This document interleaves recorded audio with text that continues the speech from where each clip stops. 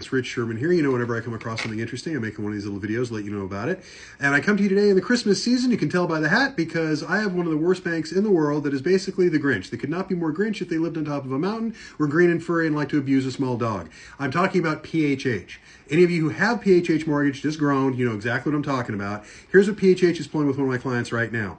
The house is in foreclosure. The sale date is set for December 26th. No kidding, the day after Christmas. That's when PHH sets a sale date because they're just like that. And now it could just be a trick of the calendar. It might just be because that's when they know they will cause the maximum amount of damage, fear, harm, and pain to the client, thus making the client more likely to pay up. And good news, PHH, my client has sold their house. They're ready to pay you. There's an open escrow right now. There are 4 other liens on the property. Those people have all sent in their payoff demands. Guess what PHH, again, the company that's foreclosing the day after Christmas, has failed to do for over a week? If you guessed produce a payoff demand, you're right.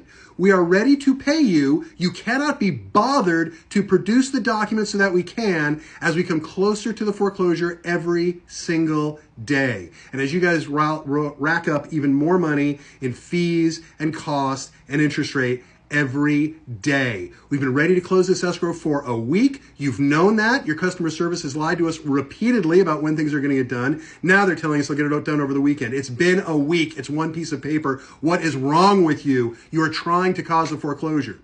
And for those of you who have PHH, I have good news. There's soon going to be a company called Onity. They're going to change their name because that's what banks and collectors who behave poorly have to do every so often is change their name. So they're going to be Onity, which I think Onity may be ancient Navajo for we have bad customer service and even worse policies. That's what it must mean if they're taking over PHH.